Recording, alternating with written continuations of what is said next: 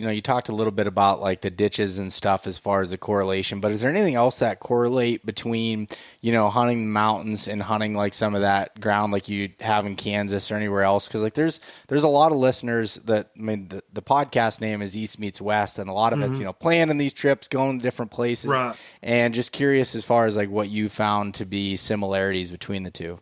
Yeah. So I'm real big. I like these little ditches and stuff, but I'm real big on like gaps.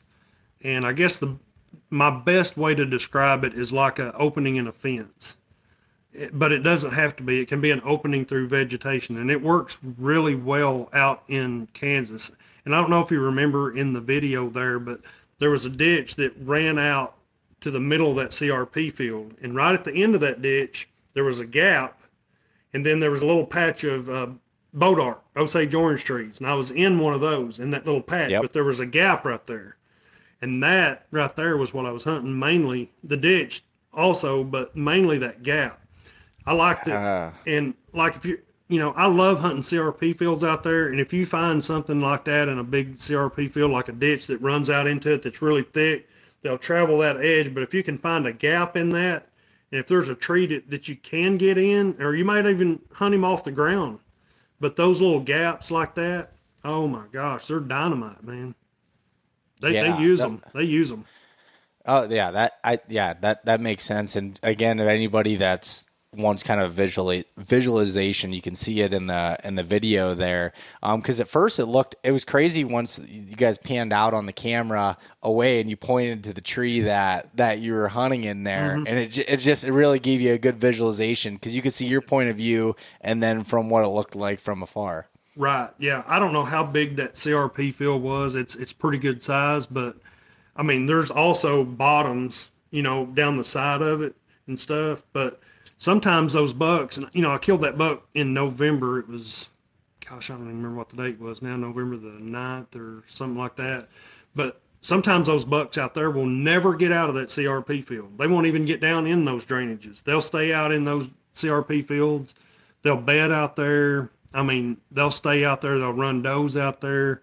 And if you can find like an isolated tree or just any kind of structure whatsoever, those things are just like magnets to that deer. I mean, he may be out in that CRP field, but at one point or another, he's going to come by that tree or he's going to go through that gap. I mean, it's just like, I look at it as magnets. If it's hard to describe, but it's almost like, I can use this, like if you're fishing deep water structure, a bass will be attracted to that structure. That's the same. It works the same way with these deer. If you're in a big CRP field and there's a patch of trees out there, they're going to come by that patch of trees at some point. I mean, it's just like a magnet. I think it's maybe the cover aspect of it that they just like it to be close to them. But I mean, right before I shot that buck, I don't think it's on the video, but I videoed it with my phone. There was a doe come right underneath my stand, and she was eating those Osage orange dried leaves off the ground. I mean, she was eating them one right after another. I'm like, she's eating those leaves off of a bodart tree? But I mean, she was just eating them one right after another, those dried leaves, and you can hear her just crunching them. She was directly below me. But yeah, she walked right through that gap.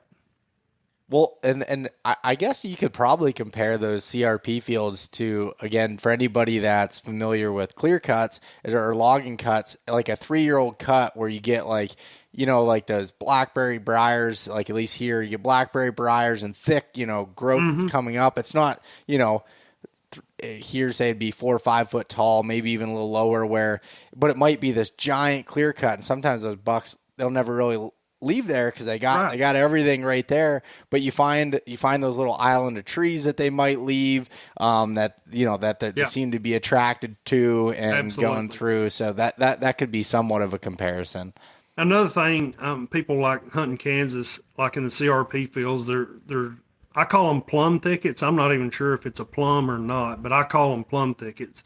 There's a guy that I know out there, that's what he calls them, so that's what I call them. They're like, it might not be, but 20 or 30 yards wide, but just like little patches of these plum thickets, and they'll bed in those things. I could not tell you how many deer have jumped out of those little plum thickets in that CRP. They love bedding in those plum thickets.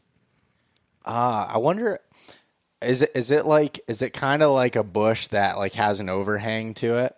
Not really. It's like a tree, and it's kind of reddish tint color to it. Okay. I wished I had a picture I could show you, but they're like in patches. And the guy that I know out, he lives out there, and he calls them plum thickets. I'm not even sure exactly if that's what they are or not, but you see them in Okay. CRP fields a lot out there.